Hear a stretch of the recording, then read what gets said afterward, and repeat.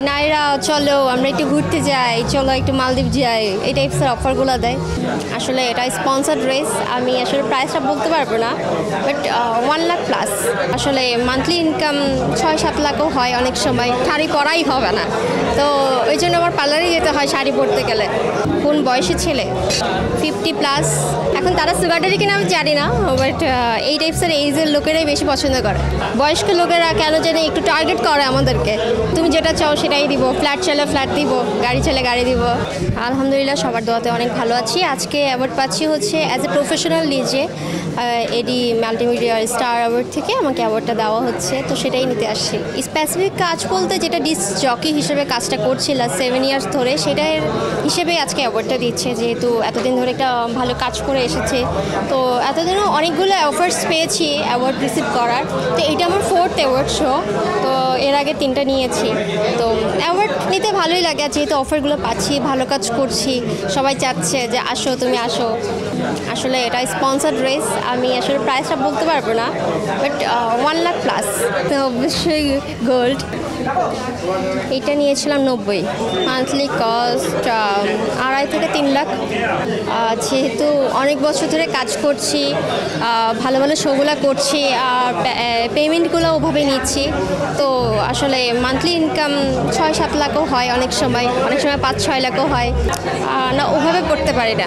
আগে পারতাম একটা সময়ে, যেহেতু যখন থেকে ডিজে হয়েছি শাড়ি পরা ভুলে গেছি, অনেক পছন্দ। যেহেতু এখন আমি শাড়ি পরতে পারি না, যদি আমি পরতে যাই শাড়ি পরাই হবে না, তো ওই জন্য আমার পার্লারে যেতে হয় শাড়ি পরতে গেলে। আসলে প্রেম আপাতত করছি না, ওই যে বলেছিলাম যে ছাকা খাইয়ে বেকা হয়ে আছে, দ্যাটস ওয়াই 1.5 বছর ধরে সিঙ্গেল, প্রেম করছি না। ছাকা খাওয়ার অনেক কিছু পার্সোনাল ইস্যু আছে, দ্যাটস ওয়াই বলতে চাচ্ছি না, সমস্যা নেই। দোষটা কার ছিল? এটাও বলতে চাচ্ছি না। আজকে মেকআপটা নিজেই করেছি, জাস্ট হেয়ারটা আমি পার্লার থেকে করেছি। Unlimited, uncountable. এই নাইরা চলো আমরা একটু ঘুরতে যাই, চলো একটু মালদ্বীপ যাই, এই টাইপসের অফারগুলো দেয়। কবে 6-7 বার না অফারে না, ঘুরতে গিয়েছি। আর আমি গিয়েছিলাম হচ্ছে দুবাইতে একটা শো করতে। তাহলে বাকিদের কথা আমি ওভাবে বলতে পারছি না, তাদের পার্সোনাল লাইফ, পার্সোনাল চয়েস, এটা তারাই ভালো বলতে পারবে। কিন্তু দেখা যায় মোস্ট অফ টাইম মানুষেরা ওভাবেই যায়।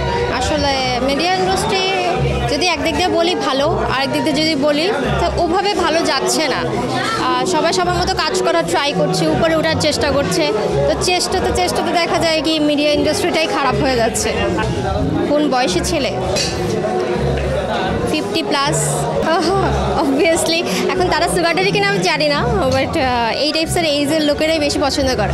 এমন না যে জুনিয়র কেউ পছন্দ করে না, অবশ্যই পছন্দ করে, কিন্তু বয়স্ক লোকেরা কেন জানি একটু টার্গেট করে আমাদেরকে। আসলে ওটা আমি বলতে পারবো না, কারণ হচ্ছে আমার কাছে মনে হয় যার সাথে আমার মন মানসিকতা মিলবে তাকেই আমার ভালো লাগবে, তার সাথে আমি হয়তো কথা বলবো।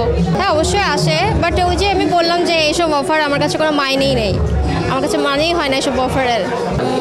টাকা অফার করে, গিফট অফার করে, বা বলে যে তুমি যেটা চাও সেটাই দিব, ফ্ল্যাট চাইলে ফ্ল্যাট দিব, গাড়ি চাইলে গাড়ি দিব।